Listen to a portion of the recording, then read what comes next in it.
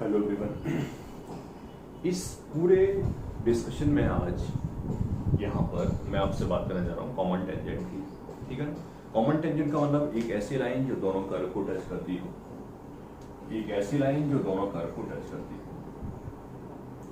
कुछ फॉर्मूले जैसा नहीं है मेरे पास, लेकिन स्टिल मैंने हर जगह कुछ न कुछ सिस्टमैटिक बनाने की कोशिश की है। ये कोशिश की है कि हर जगह आपको कोई ना कोई सिंपल अच्छा सा वे मिल सके कि क्या कर सकते हैं जब भी कभी आपके सामने ऐसा क्वेश्चन आया जहाँ पर कॉमन टेंजेंट की बात। वैसे कॉमन टेंजेंट आप पहले ही पढ़ चुके हो, कोनिक सेक्शन वगैरह के चैप्टर्स में आपने कॉमन टेंजेंट की बात की है ऑब्वियसली, राइट। तो कॉमन टेंजेंट पहली बार आ रहा है वो जरूरी नहीं है, हाँ, लेकिन ये कह सकते हैं ऐसे कर्व जब मेरे पास आते हैं जो कि स्टैंडर्ड नहीं होंगे और एक से कोनिक्स नहीं होंगे, उनके लिए डेरिवेटिव वाली अप्रोच लेके चलेंगे। डिस्कशन कुछ नहीं है, सिंपल समझने की कोशिश करना। मैंने एक डायग्राम बनाया, ये एक ऐसी लाइन है जो दोनों की कॉमन टेंजेंट है। कॉमन टेंजेंट डिस्कस करने का सिंपल अप्रोच है मेरे पास। इस पॉइंट को मैंने अज्यूम कर लिया alpha comma G of alpha, इस पॉइंट को मैंने अज्यूम कर लिया beta comma F of beta. चले, F dash beta G dash alpha F beta minus G alpha divide by beta minus alpha. पूरी बात क्लियरली समझ में आना चाहिए। इस पॉइंट पर स्लोप की वैल्यू, इस पॉइंट पर स्लोप की वैल्यू और y2 minus y1 upon x2 minus x1 ये तीनों आपस में होने चाहिए बराबर, तो फिर भी कैसे कि वो कॉमन टेंजेंट बनेगा। तो this is the concept about common tangent. ये कॉमन टेंजेंट का कांसेप्ट है। जब भी कभी मुझसे कोई कहेगा कि दो कर्व्स की कॉमन टेंजेंट बताइए तो आई विल यूज दिस। ठीक है ना। सर्टेन टाइम कोनिक्स के सवाल जब कर रहे होते हैं तो कोनिक्स के रिजल्ट हमारे लिए बहुत अच्छे होते हैं, बहुत इजीली बात हो जाती है। मैं आपसे एक एक करके हर केस में बात करूंगा, बट फिलहाल का पॉइंट ये है कि कॉमन टेंजेंट का डिस्कशन आप इस तरीके से कर सकते हो। ये एक अप्रोच बन सकती है for discussing about a common tangent. Okay, तो ये तो बात हो गई कॉमन टेंजेंट आप कैसे निकालोगे, राइट। मैं दो टाइप के प्रॉब्लम्स डिस्कस करूंगा आपसे, ठीक है ना। एक ही लाइन लिखा है, सफिशिएंट है। इस इक्वेशन को सॉल्व करने के बाद definitely you will try to find out alpha and beta. आप अल्फा और बीटा निकालने की कोशिश करोगे। जैसे ही आपको अल्फा और बीटा मिलेगा, वैसे ही आप लाइन पासिंग थ्रू 2 पॉइंट भी निकाल लोगे तो बराबर आपको कॉमन टेंजेंट मिल जाएगी। ठीक है ना। तो दो कर्व्स की कॉमन टेंजेंट कैसे निकालते हैं, इसका कंसेप्ट बिल्कुल सिंपल सा लिखा है। मैं एक एग्जांपल देता हूं, नहीं तो ये बात समझेगी नहीं।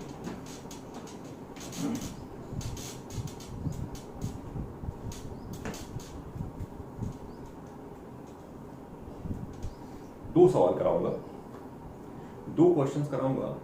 One belonging to conic and other one is not belonging to conic. दो क्वेश्चंस करेंगे हम लोग यहाँ पर। एक कोनिक्स को बिलोंग करता होगा, एक बिना कोनिक्स की बात कर लेंगे। ठीक है, थोड़ा सा कंफर्टेबल हो जाएगा। Find equation of common tangent of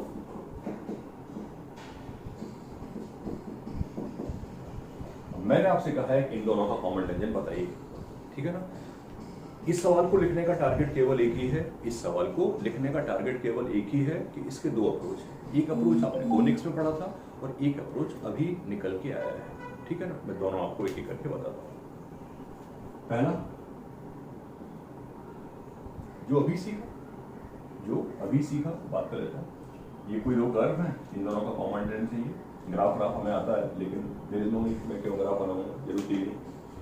इस कर्व पे एक पॉइंट ले लिया मैंने अल्फा कॉमा बीटा और गामा कॉमा डेल्टा। चेंज कर देंगे, हटा देंगे, चाहे तो गामा डेल्टा अभी भी हटा सकते हैं, हटा दिया। इनफैक्ट बीटा को बाई बोल दिया, जब बाई को बीटा बोल दिया है तो एक्स की वैल्यू हो जाएगी बीटा स्क्वायर अपॉन 4। सी एक्स को अल्फा बोल दिया तो इसकी वैल्यू हो जाएगी अल्फा स्क्वायर अपॉन 4। जब भी कभी पॉइंट लेते हैं तो कोशिश करते हैं कि वेरिएबल कम से कम हो। जैसे पहले मैंने 4 लिखे थे, अल्फा बीटा गामा डेल्टा, फिर सोचा 4 नहीं है, 2 ही है, 2 सेटल में कर दिया। आप 80 स्क्वायर 280 भी ले सकते हो, मैं जान के नहीं लिखा, मैं चाहता हूँ बेसिकली यहाँ पर आपको एओडी जैसा डिस्कशन समझ में आए, एप्लीकेशन ऑफ डेरिवेटिव जैसी बात आपको दिखे, ठीक है ना। चलता है, डिस्कशन तो है नहीं कुछ। Beta minus alpha square by 4 divide by beta square by 4 minus alpha by 2 minus by 1 x2 minus x1 is equal to derivative at this point, इस पॉइंट पे डेरिवेटिव की वैल्यू, इस पॉइंट पे डेरिवेटिव की वैल्यू हो जाएगी 2 upon, लिख दो, लिख देते हैं,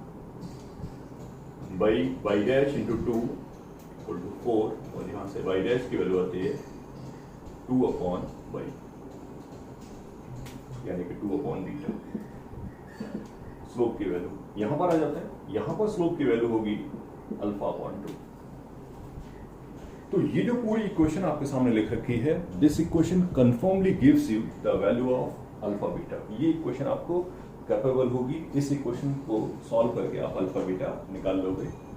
निकाल लेते हैं, बीटा की वैल्यू आती है कितनी, यहां से बीटा की वैल्यू आती है 4 बाई अल्फा, इसको उठा के यहां प्लेस कर देते हैं, 4 by alpha, alpha square by 4, 16 upon alpha square, यानी 4 upon alpha square, I can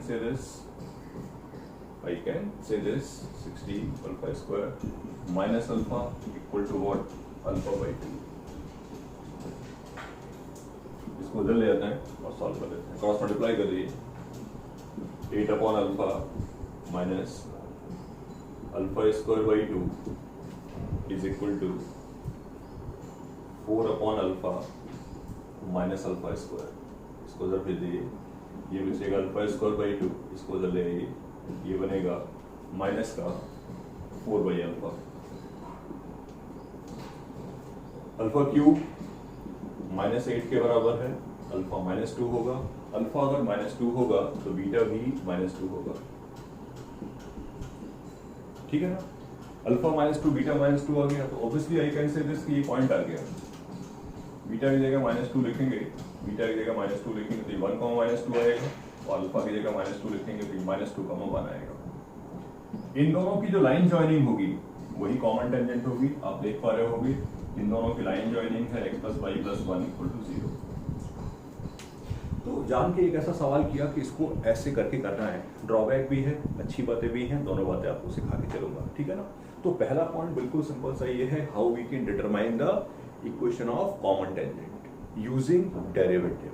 यहाँ पर कंप्लीट डेरिवेटिव के कंसेप्ट यूज करते हुए कॉमन टेंजेंट निकाला है। इसको रिकॉल करना बहुत जरूरी है क्योंकि इस सवाल में इतना कॉम्प्लिकेशन नहीं होता था, because it is belonging to conic. ये कोनिक को बिलोंग करता है, इसलिए कोनिक को नहीं बिलोंग करना होगा तो ये हमारी मजबूरी है, ठीक है। मैं इसको कोनिक से करके दिखाता हूँ, एक लाइन मैक्सिमम एक या 2 लाइन में सॉल्व हो जाता है, ऐसे करते थे। इसका रेडीमेड टेंजेंट हुआ करता था by equal mx plus a/m, और इसका रेडीमेड टेंजेंट था by equal to -am²। Done. Compare m की वैल्यू -1, टेंजेंट आ गई है। तो ये इतना ही इजी रखना है, ये इतना ही इजी रखना है। तो कोनिक्स के रिजल्ट बहुत काम के हैं, उनको जरूर याद रखिए। अदर देन कोनिक कोई क्वेश्चन बनता है, अदर देन कोनिक कोई प्रॉब्लम आपके सामने बनता है और आप इंटरेस्टेड हो कॉमन टेंजेंट निकालने में, तो फिर आपको जो मैंने बताया वो कंसेप्ट आपको यूज करना पड़ेगा। तो मैं एक सवाल लेके चलता हूँ, मैं एक डिस्कशन आपसे करूंगा, वहां पर ये बात लेके चलेंगे, ठीक है। एक प्रॉब्लम लिखते हैं यहाँ पर जिसमें अपन कोनिक्स का डिस्कशन नहीं कर रहे होंगे, ठीक है। I am going to write a problem जो कोनिक नहीं होगा ऑब्वियसली, मतलब हमारी मजबूरी होगी डेरिवेटिव लगाना।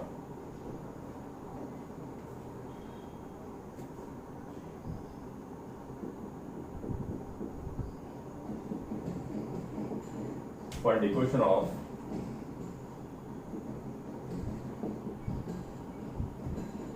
common tangent of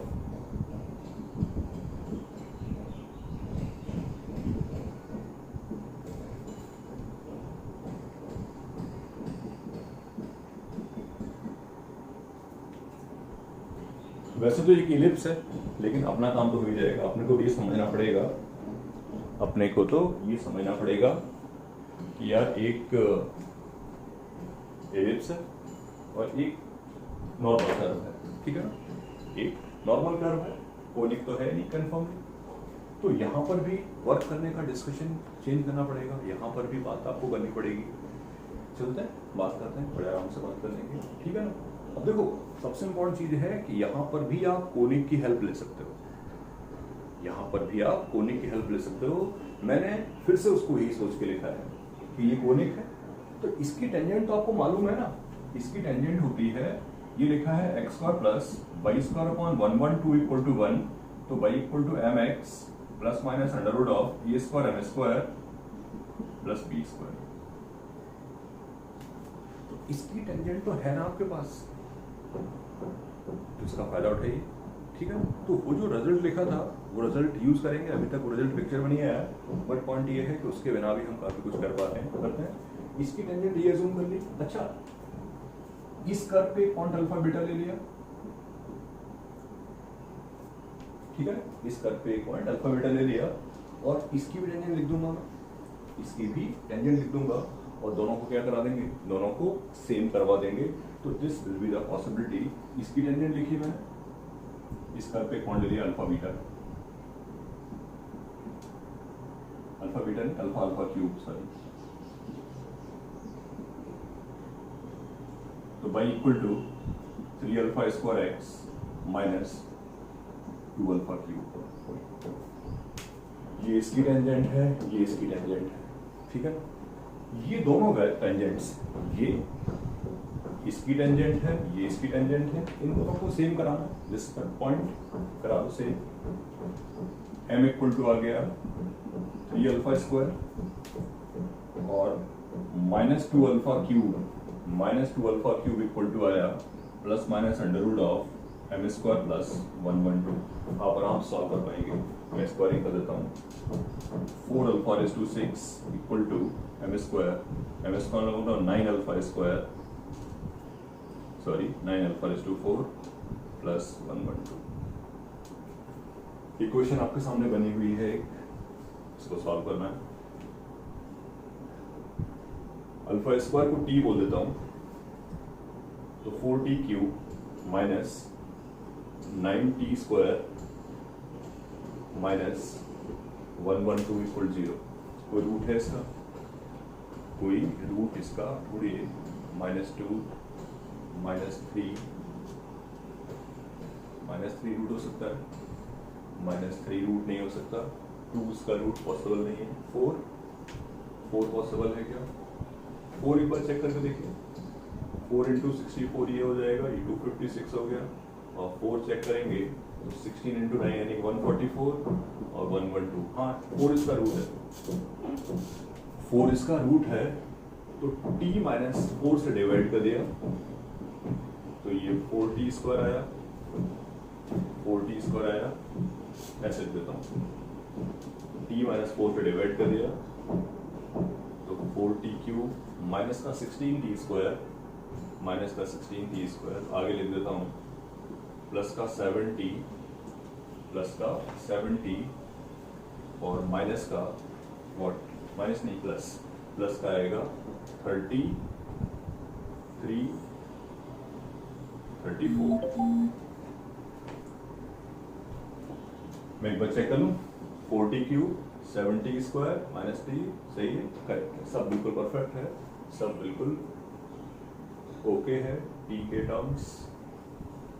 टर्म्स बराबर है 34t माइनस 28t, नहीं 28, यहाँ 28 होगा, 28। अब ठीक है ना। तो कैलकुलेशन करने के बाद यहाँ पहुंचा हूँ मैं, इसका d नेगेटिव है, ओवरऑल t की वैल्यू 4 आ गई, t 4 होने का मतलब अल्फा स्क्वायर 4 हो गया, अल्फा की वैल्यू हो गई प्लस माइनस 2। सब बातें डन हो गई, सब बातें डन हो गई, स्लोप भी आ गया, इक्वेशन भी आ गया। अल्फा 2 पुट करेंगे तो कॉमन टेंजेंट आ जाएगी, अल्फा 2 पुट किया, y equal to what, 12x minus what 16, alpha minus 2 put किया, माइनस 12x प्लस 16। तो this will be the method for finding out the equation of common tangent in case of वो जो curve हमारे सामने लिखा है वो नॉट अ कोनिक है। तो कोनिक की बात हुई, नॉट अ कोनिक की बात आधी हुई, पार्शियली कह सकते हो। पार्शियली इसलिए हुई है कि यहाँ पर भी मैंने एक कर्व कोनिक लेके चला, ठीक है ना। जहाँ कोनिक बनता है वहाँ कोनिक यूज कर सकते हैं। मैं